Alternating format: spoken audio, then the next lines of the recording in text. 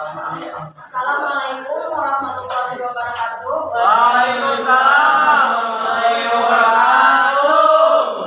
Buset. Oh, semangat itu. Dimas. Selamat siang teman-teman semua. Ya. Selamat siang. Ya. Ibu. Ibu. Tidak lupa kami ucapkan terima kasih kepada Ibu Eko Zulawati SEM selaku dosen pembimbing mata kuliah kewirausahaan. Saya ucapkan terima kasih juga kepada teman-teman semua yang sudah hadir pada perkuliahan siang hari ini. Kami dari kelompok 5 yang terdiri dari saya sendiri, Dea Putri Amanda sebagai moderator dan pemateri. Saya Dea Putri sebagai pemateri. Saya Siti Abdul Aziz sebagai pemateri. Pada pertemuan ini kelompok kami akan membahas seputar materi waralaba.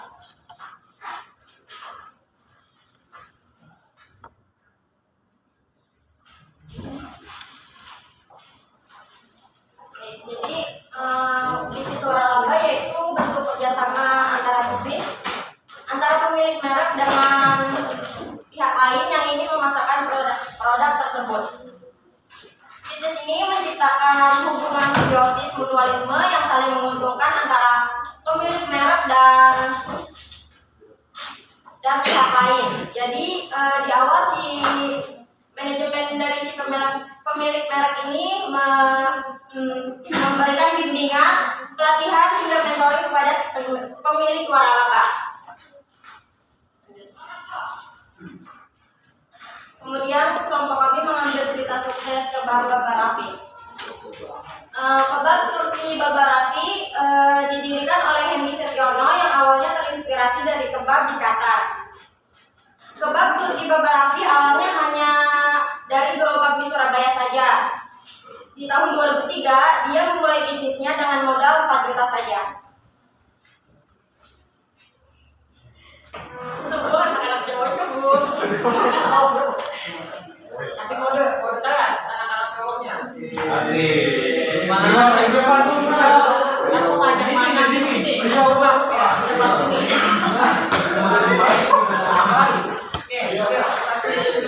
Kemudian dia melihat potensi yang besar di Indonesia. 2 tahun kemudian dia menjadikan kebab Babarafi sebagai waralaba.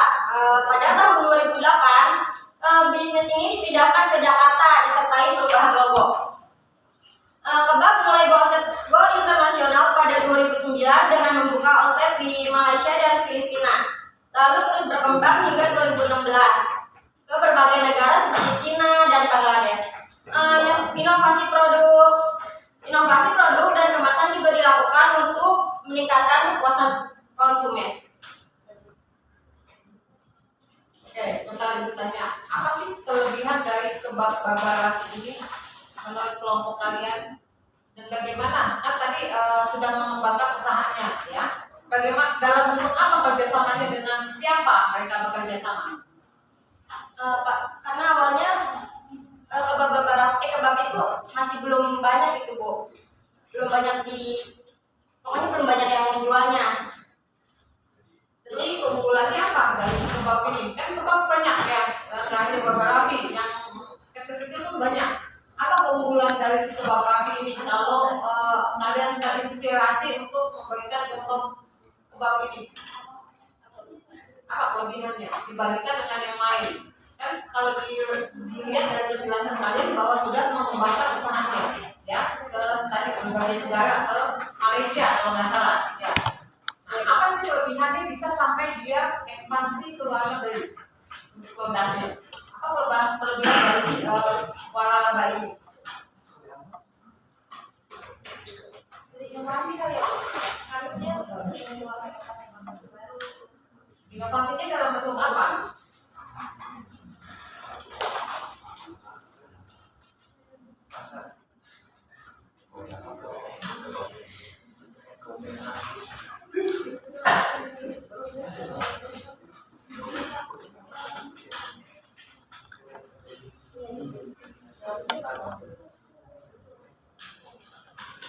karena pada tahun itu kan masih langka tuh Bu, kebab itu. Dia kemudian tahun 2003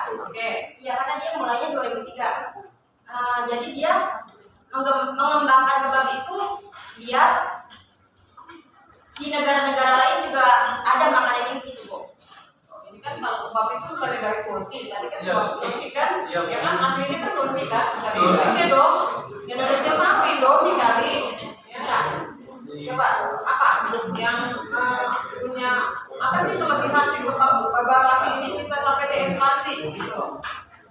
Kalau rasanya tidak mumpuni, ibu rasa dia nggak bakalan ekspansi ya. Kalau misalnya usahanya kecil-kecil aja nggak mungkin. Misalnya nih Solo ya, apa mungkin sampai ke luar negeri yang 5.000 ya kan? Karena apa? Masih kecil, skopnya itu franchise juga ya. Apa coba kelebihan dari si waralaba dari barafi ini menurut pendapat kelompok kalian? Dia berinovasi bukan hanya dari riset aja Bu, juga menampakkan outlet yang dibuat kekinian gitu Bu, outletnya yang kekinian. Itu bukan bahasanya. Kan Ya, nanti kelompok presentasi. Asik gitu. Masih good. Asik gitu.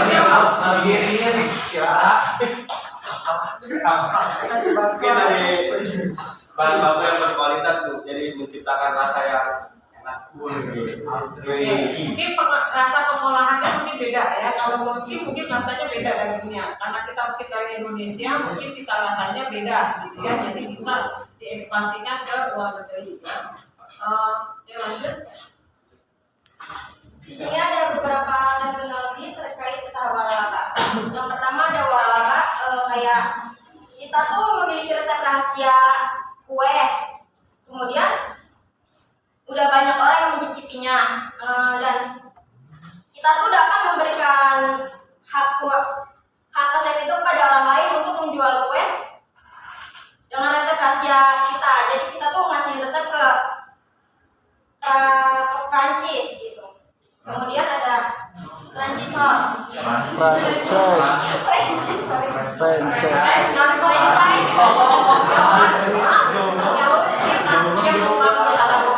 Aku juga bingung jauh amat kan ngasih resepnya.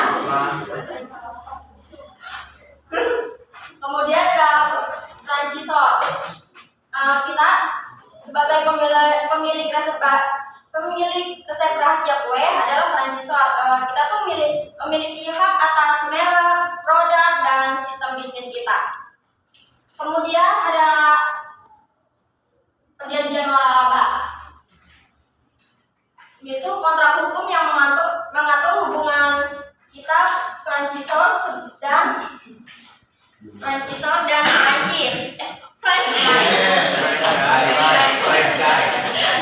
ngomongin yang cepet-cepet. Franchise. Kontrak ini akan menjelaskan hak dan kewajiban masing-masing pihak. Kemudian ada biaya waralaba. Ini tuh uang yang dibayarkan oleh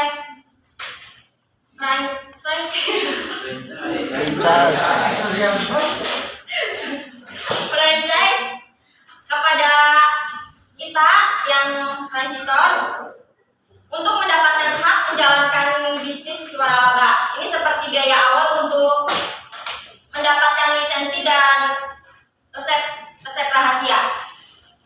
Kemudian ada royalti.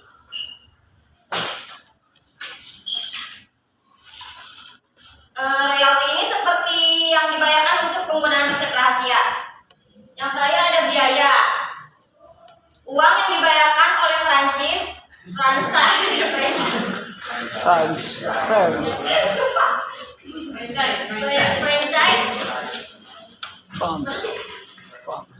di awal untuk memulai bisnis waralaba.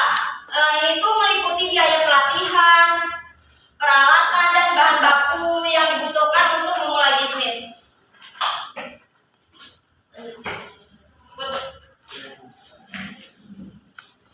Oke, sebentar. Balik ke yang tadi yang ibu mau tanya. Jadi di sini ada mengenai beberapa terminologi terkait dengan usaha waralaba ya.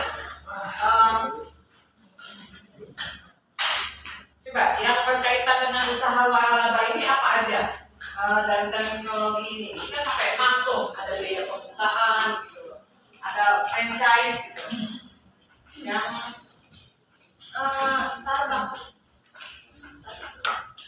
Oke, perusahaannya Starbucks. Tapi yang ingin mau tanyakan itu apa sih yang dimaksud dengan franchise kontrak? Apa? Iya, perjanjian untuk dibuat untuk apa? Kesepakatan antara si franchise dengan si franchisor. Oke, kemudian yang menjadi franchise itu apa aja hak-haknya? Hak dari si franchise itu apa?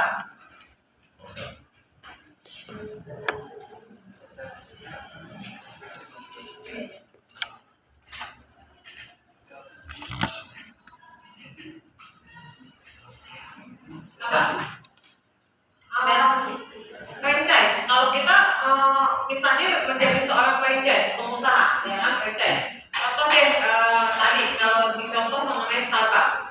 Franchise itu tadi pemiliknya, Starbucks itu pemiliknya, ya kan. Kalau kita yang menjalaninya namanya franchisor, ya kan.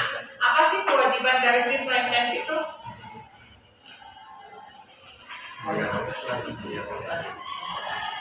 Apa aja?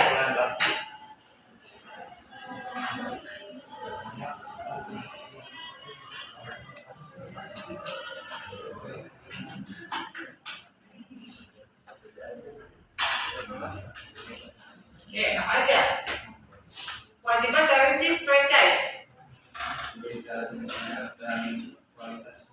Oke, merek dan kualitas. Kemudian ada yang namanya bahan baku, ya. Kenapa kalau franchise itu, ya? Karena kita sudah memilih brand, ya. Jadi semua barang ataupun pengadaan, ya, untuk usaha tersebut itu dari mereka, ya. Karena apa? Kita sudah membayar mahal, sudah ada izinnya dari sana, ya. Kemudian yang di hak dari si franchisor itu sendiri apa? Pemilikan. Menurut kelompok kalian, ya, apakah lebih menguntungkan jika kita berwirausaha itu menggunakan waralaba atau usaha sendiri?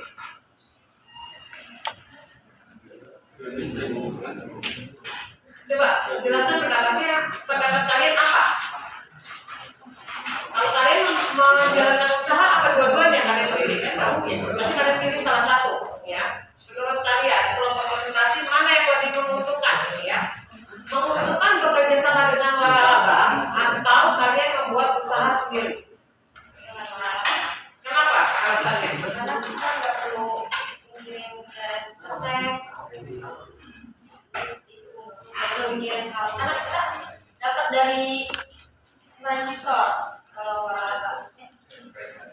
Fine. Oke, kalau dilihat dari segi perusahaan, ya, memang lebih menguntungkan kita mengikuti waralaba. Kenapa? Karena sudah punya nama, ya. Kalau sudah punya brand, ya, otomatis sudah ada pangsa pasarnya. Beda kalau kita misalnya berusaha sendiri, ya, itu brandnya nggak ada, susah, ya, kecuali pertentangan kita banyak, ya, di sana. Jadi ada kelebihan dan kekurangannya. Contoh, ya, sekarang ini banyak yang namanya waralaba yang misalnya seperti Alfa dan Indomaret, ya. Ada yang namanya toko kelontong biasa, ya. Banyak kan kalian temuin, ya, di sekitar kalian. Kalian kadang-kadang lebih memilih ke Alfa, Indomaret daripada ke toko kelontong, ya enggak? Toko kelontong tuh mungkin sekali-sekali kalian beli, ya enggak? Kalau butuh bulanan kalian belinya kemana? Pasti Alfa atau Indomaret ke supermarket, kan? Beda dengan toko kelontong, ya. Toko kelontong tuh kalau sisa-sisa urgent aja, ya, seperti itu. Oke, lanjut.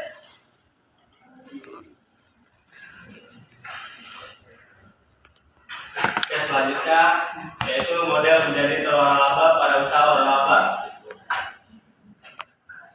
Berikut beberapa model waralaba yang umum meliputi. Yang pertama, single unit franchise. Model ini memungkinkan waralaba membuka satu unit bisnis di satu koleksi tertentu. Ini adalah model yang paling sederhana dan sering kali digunakan oleh franchise baru. Waralaba menerima hak untuk menggunakan merek dagang, produk, dan sistem operasional pemilik waralaba. Nah, yang kedua itu multi unit franchise.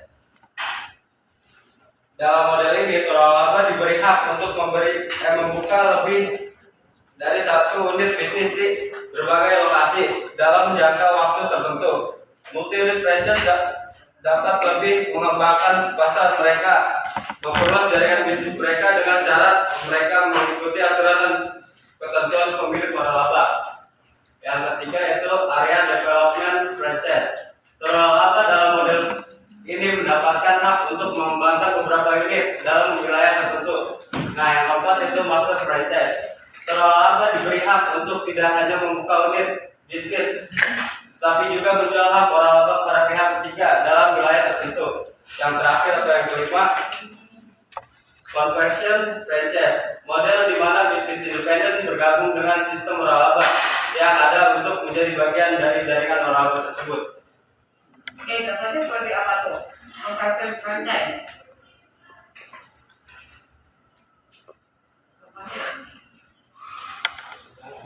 Iya, kamu menjelaskan kalau presentasi mengenai master franchise ya, ada yang tadi conversion franchise. Coba contohnya seperti apa? Ada itu menjelaskan multi unit juga, kemudian ada area development franchise.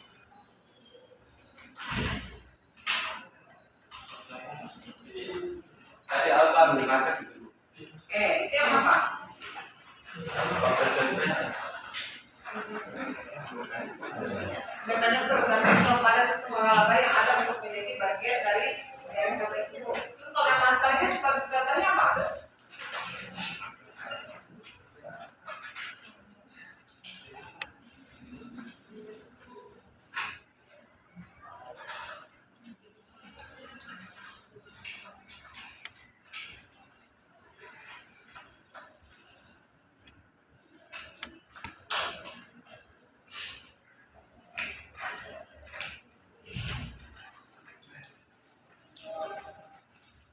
Coba contohnya, tadi itu kalian dijelaskan mengenai single unit franchise. Jadi model ini memungkinkan waralaba itu membuat unit bisnis di satu lokasi tertentu.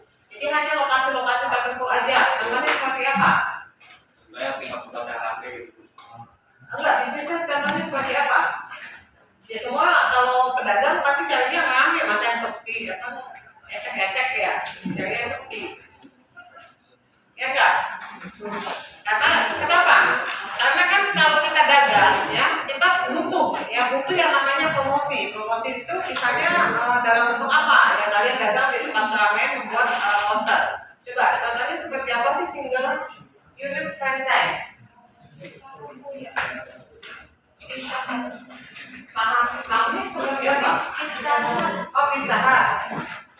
Oke, jadi Pizza Hut menurut kalian itu membuka satu unit bisnis di satu lokasi tertentu. Oke, Pizza Hut ya. Jadi kita nggak pernah melihat yang namanya Pizza Hut seperti Alfa atau Indomaret selalu bergandeng ya.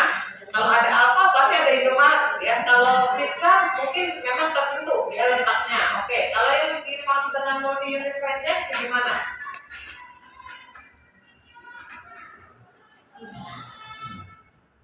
Multi unit. Di Banyumas untuk membuka lebih dari satu unit bisnis di berbagai lokasi dalam jangka waktu tertentu.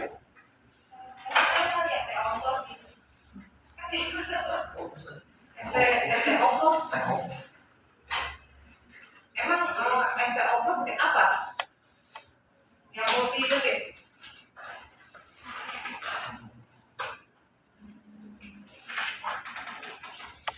Memang dia jangka waktunya tertentu membuat Opus itu. Apa? Penjelasan seperti apa? Coba kalau mau presentasi. KFC, Burger King, waralaba kerja. Itu apa? Multi unit. Kemudian Membuka lebih dari satu unit bisnis di berbagai lokasi dalam jangka waktu tertentu. Itu kan dalam jangka waktu tertentu. Kayaknya kalau McD, KFC, ini dalam jangka waktu tertentu mungkin kontraknya dengan si franchise kali ya, kalau McD dan lain-lain. Karena kita nggak tahu tuh kalau McD bukan di situ selalu di situ kecuali tempatnya nggak strategis ya. Oke, area development seperti apa?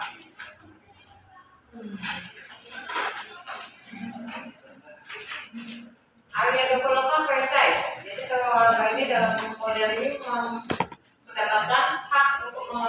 berbasis dalam wilayah tertentu. Contohnya, ini area development itu seperti apa? CNE, ya. CNE itu harus dibukanya itu jaraknya harus ada jarak, ya. Jadi dia tidak boleh bersebelahan seperti Alfa atau Indomaret, ya. Dia berapa kilo baru dibuka, ya, beda, ya, seperti itu. Itu yang dimaksud dengan area development. Kemudian yang namanya master franchise itu membuka unit tapi juga menjual hak waralaba kepada pihak ketiga dalam wilayah tertentu. Contohnya seperti apa kalau master franchise-nya? Kepada pihak ketiga dalam wilayah tertentu, kepada pihak ketiga sudah banyak berarti. Kalau McD itu kan biasanya si franchise sama franchise doang, ya kan? Kita langsung, kalau ini langsung pihak ketiga. Berarti bukan hanya dua pihak doang, ada pihak ketiganya lagi. Apa contohnya master franchise? Misalnya kalau kalian tahu yang namanya Inul, ya, Inul Vista dulu ya, karaoke, ya, itu ada di pihak ketiga. Jadi bukan hanya di franchise-nya aja, franchise kan misalnya Inul, punya Inul, ya. Inul tuh kan nggak mungkin dia sendiri. Inul tuh bisa bisa diberikan hak untuk ini franchise-nya, ya, karena memang dia di berbagai daerah dia buat. Oke, lanjut.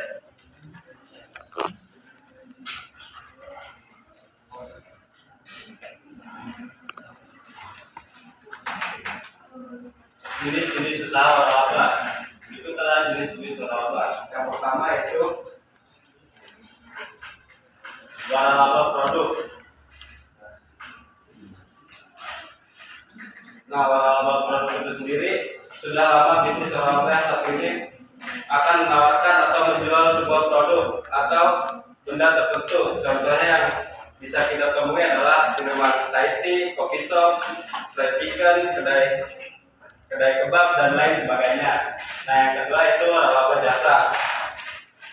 Jika waralaba produk akan menjual produk dalam bentuk barang, maka waralaba jasa sudah pasti menjual produk dalam wujud layanan jasa tertentu. Contohnya seperti salon, tempat les atau pelatihan tertentu dan lain-lain. Yang ketiga itu waralaba gabungan.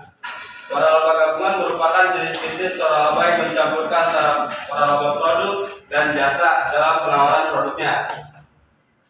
Sementara itu, jika dibagi berdasarkan lokasi asalnya, bisnis waralaba terbagi ke dalam dua macam, yaitu yang pertama waralaba mancanegara. Nah, waralaba mancanegara ini waralaba jenisnya akan menjadi brand yang berasal dari luar negeri, contohnya McD, KFC dan lain sebagainya. Yang kedua itu waralaba dalam negeri.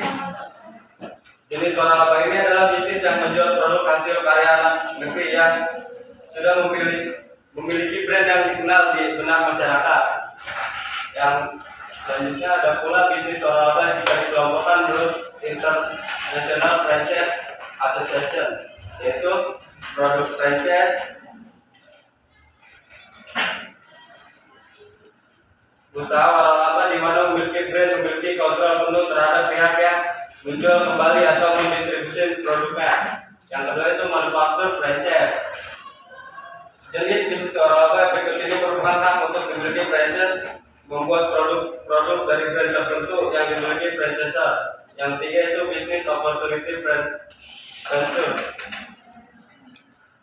Dalam bisnis waralaba yang satu ini, kita diwajibkan untuk membeli serta mendistribusikan atau memasarkan produk yang berasal dari perusahaan tertentu. Yang terakhir yang keempat, bisnis format franchising.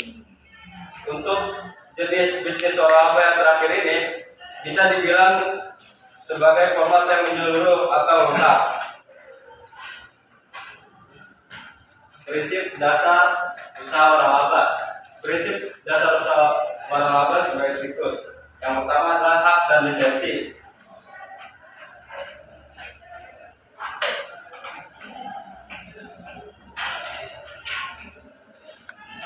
Hak dan lisensi. Franchisor memberikan lisensi kepada franchise untuk menggunakan nama, merek, logo, produk, dan sistem operasi bisnis. Yang kedua itu standarisasi operasional. Nah, standarisasi operasional ini, franchise mengharuskan franchise untuk mengikuti pedoman dan standar operasional tertentu untuk menjaga kualitas keseragaman. Yang ketiga, royalti dan biaya lainnya. Royalti dan biaya lainnya. Franchise biasanya harus membayar biaya awal untuk mendapatkan hak waralaba dan royalti berkala berdasarkan penjualan. Ada juga biaya lainnya seperti biaya iklan dan pemasaran. Yang keempat yaitu pelatihan dan dukungan. Franchise umumnya menyediakan pelatihan, dukungan manajemen dan sistem untuk membantu franchise dalam menjalankan bisnis. Yang kelima itu keuntungan bersama. Dalam waralaba, baik franchisor maupun franchise mendapatkan keuntungan. Franchisor mendapatkan tambahan dari royalti dan perluasan bisnis. Yang keenam itu kontrol kualitas. Franchisor seringkali memiliki kontrol terhadap kualitas produk dan layanan ditawarkan oleh franchise. Oke, sebentar. Ini di sini di materi prinsip dasar utama waralaba ya. Jadi di sini ada yang namanya hak dan lisensi ya. Jadi hak dan lisensi itu adalah kewajiban dari si franchise ya. Kenapa? Karena dia kalau mau membuat suatu usaha harus punya lisensinya ya. Lisensinya seperti apa sih? Hak-haknya seperti apa? Kemudian sudah terdaftar biasanya ya. Kemudian ada yang namanya standarisasi operasional. Jadi dalam membuat ya segala sesuatunya harus sesuai standar. Makanya ada yang namanya pelatihan. Jadi misalnya kita membeli minuman haus ya, kalau kalian lihat ya, itu franchise juga. Jadi harus ada step-stepnya dia membuatnya ya. Misalnya nggak harus membuat langsung kopinya dulu kan, atau es krimnya atau apanya campuran. Itu harus ada stepnya. Kenapa? Makanya harus ada pelatihan supaya apa? Supaya rasanya itu standar. Kalian minum haus di Cikarang sini sama di Tampung sama di Bandung sama ya. Jadi nggak ada beda rasanya ya. Itu kemudian ada yang namanya royalti dan biaya lainnya. Kenapa ada royalti? Royalti ini keuntungan ya, keuntungan bagi kedua belah pihak. Karena nggak mungkin kayak kita ikut membeli franchise ya, bekerja sama menjadi franchise ya, menjadi franchise store. Kan nggak mungkin kita hanya membiayai si franchise sendiri. Padahal kan kita dagang itu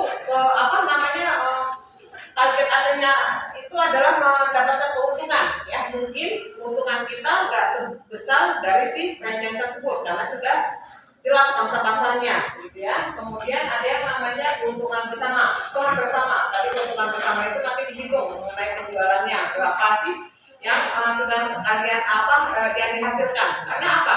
Kalau yang namanya franchise, misalnya kalau haus ya, misalnya kalau kalian sudah habis bubuknya itu harus pesennya di franchise tersebut ya. Nggak boleh ke tempat lain ya, karena bahasa dari sana sudah ketahuan nanti penjualannya berapa, bisa dihitung ya untuk pendapatan sama-sama kedua belah pihak mendapatkan untung ya. Kemudian kontrol kualitas, biasanya kalau banyak komplainan ya si franchise itu turun tangan lagi ya, turun tangan langsung untuk apa? Memberikan pelatihan supaya apa? Supaya nama baiknya itu tetap ya, seperti kalau nggak salah kayak Mie Gacuan itu franchise apa bukan menurut kalian? Mie Gacuan. Mie Gacuan franchise apa bukan? Enggak. Kayaknya bukan ya. Bukan cabang. Ya, dia bukan franchise, berarti biasa aja. Maksudnya pengusaha sukses, pengusaha sukses di Indonesia yang menciptakan mie dengan berbagai menu rasa gitu ya, beda ya. Kalau franchise itu harus yang franchise itu beda ya, seperti yang tadi saya bilang kayak haus ya, kayak McD gitu ya. Biksu sama ya, itu franchise ya. Oke, lanjut. Nah, berikutnya adalah beberapa hal yang harus dipertimbangkan sebelum memilih saham sistem waralaba. Yang pertama itu biaya waralaba.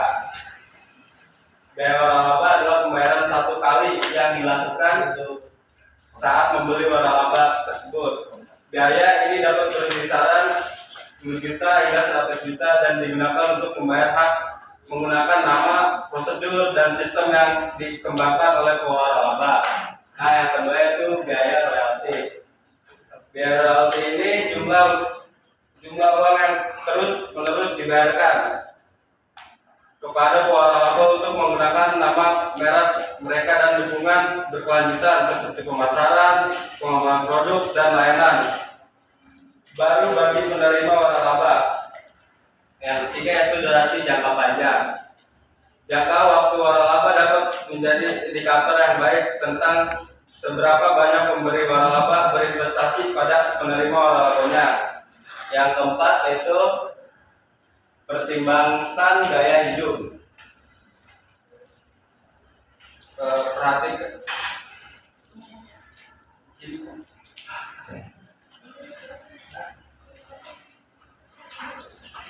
ya, pertimbangan gaya hidup. Poin pertama itu perhatikan jam operasionalnya. Anda tidak ingin membeli jam kerja 80 minggu. Nah, poin kedua itu menjawab fleksibel pemberi waralaba sehubungan dengan produk, lokasi, dan variabel lainnya. Lihat apakah lokasi tersebut cocok untuk Anda. Salah penjelasan seperti itu. Pertimbangan gaya hidup seperti apa menurut pendapat kalian? Pertimbangan gaya hidup kenapa sih menjadi salah satu hal yang harus dipertimbangkan sebelum membeli saham? Waralaba itu, kalau itu teks banget kalian. Anda. Oke, menurut pendapat kalian apa? Kalian mengenai pertimbangan gaya hidup. Lokasi, Bu. Oke, lokasi boleh. Kemudian apa?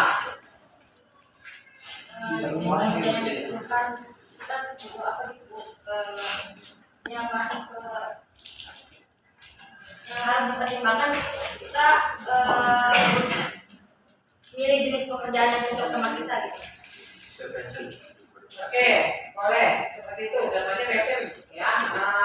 Gaya hidup, ya. Karena kan model ala-ala Korea misalnya ya, lagi booming, ya, sesuai tren, ya. Kemudian apa lagi?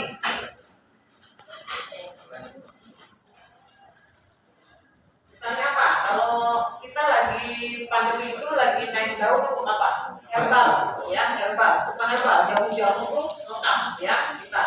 Oke, lanjut. Oke. Adalah trader yang berpengalaman. Periksa jenis trader yang dibutuhkan untuk menjalankan usaha waralaba. Pastikan pekerjaan tersebut sesuai dengan keahlian dan minat Anda. Yang keenam, kenali pesaing. Salah satu langkah untuk membangun bisnis waralaba yang sukses adalah dengan mengetahui pesaing. Setelah mengetahui pesaing, siapa saja yang ada di luar sana akan lebih mudah bagi untuk melihat di mana saja celah pasar, lalu mengisi celah tersebut dengan identitas merek unit tersebut.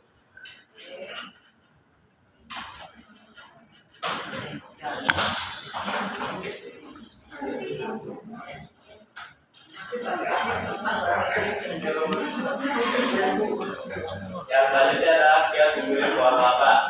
Saat memilih waralaba, Anda bisa mempertimbangkan beberapa berikut. Yang pertama itu jenis usaha.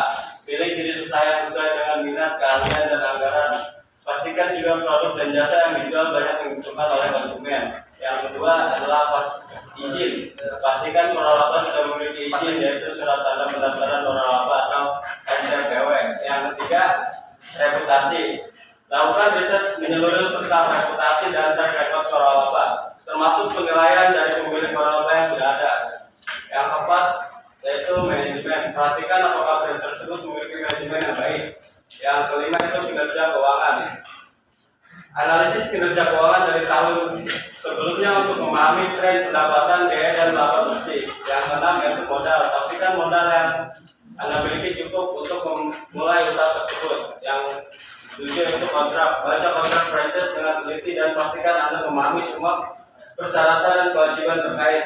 Yang terakhir ke-8, tawaran promosi. Jangan terburu-buru untuk membayarkan sejumlah uang dan tergiur tawaran promosi yang berlebihan. Nah, selanjutnya ada proses pendirian usaha waralaba. Yang pertama harus mempunyai standar operasional prosedur atau SOP. Fungsinya untuk supaya pola bisnisnya itu bisa berjalan atau berjalan dengan baik. Yang kedua, merek telah memiliki kekayaan intelektual terdaftar. Nah, keuntungan dari memiliki merek yang terdaftar ini untuk mencegah dari pelanggaran hak atas karya orang lain dan meningkatkan kompetisi. Yang ketiga, memiliki ciri khas menarik. Nah, karakteristik merek ini menentukan kualitas produk yang dihasilkan dan pelayanannya untuk dikonsumsi. Kemudian yang keempat, memiliki surat pendaftaran waralaba. Nah, fungsinya itu sebagai akte pendirian waralaba tersebut. Yang kelima, adanya dukungan yang berkelanjutan. Contohnya tuh kayak fasilitas yang diberikan, misalnya peralatan produksi, bahan baku, outlet, dan seragam karyawan. Yang keenam,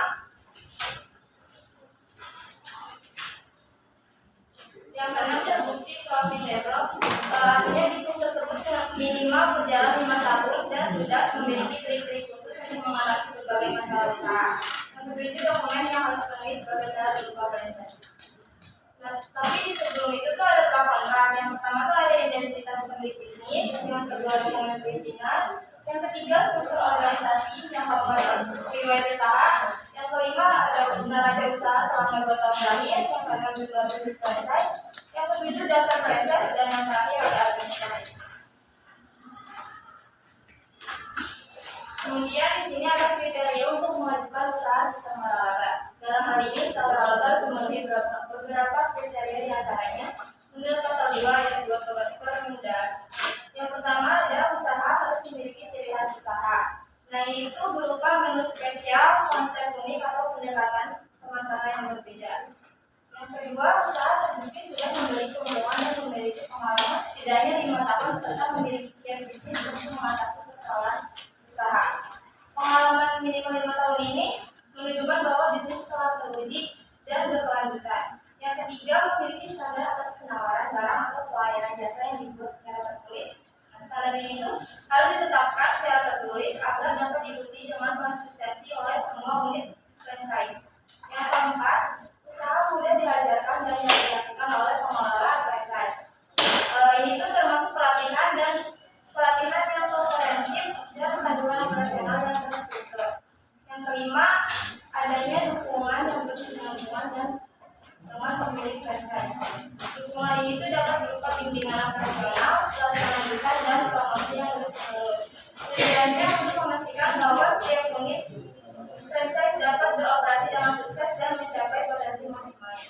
Yang terakhir, terdapat hak intelektual yang terdaftar. Hal ini itu memberikan perlindungan hukum dan keamanan terhadap aset intelektual bisnis yang bisnis franchise.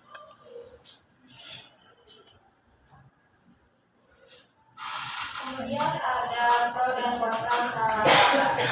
Ini ada beberapa keuntungan yang akan Anda dapatkan. Yang pertama itu manajemen bisnis telah terbangun.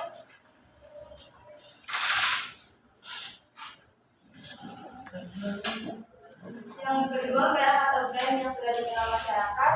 Yang ketiga, kerjasama yang telah terbangun sejak awal. Yang keempat, peluang sukses yang lebih cepat. Yang kelima, manajemen finansial lebih mudah. Kemudian ada kekurangan dalam menjalankan bisnis waralaba dan franchising yang perlu diperhatikan. Yang pertama, kurangnya kendali dari pembeli waralaba terhadap bisnisnya sendiri. Yang kedua, perilaku konsumen yang berubah-ubah terhadap tren mampu mempengaruhi kondisi bisnis waralaba. Yang ketiga, ketergantungan pada reputasi waralaba lainnya. Yang keempat, membutuhkan modal yang lebih banyak. Dan yang kelima, adanya pemotongan keuntungan.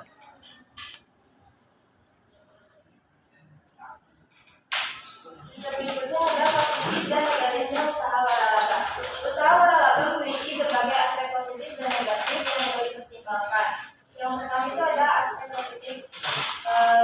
Yang pertama ada model bisnis teruji. Waralaba biasanya sudah memiliki model bisnis yang terbukti berhasil, sehingga risiko kegagalan tersebut dapat diminimalkan. Yang kedua, dukungan penuh. Pemilik waralaba biasanya mendapatkan dukungan dari franchisor termasuk pelatihan, pemasaran, dan manajemen. Yang ketiga, brand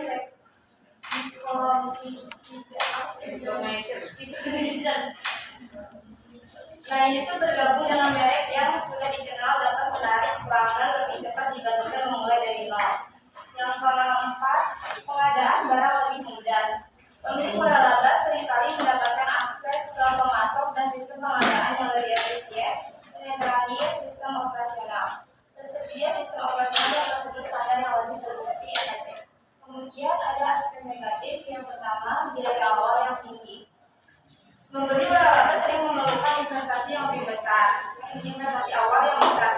biaya, lisensi, dan royalti.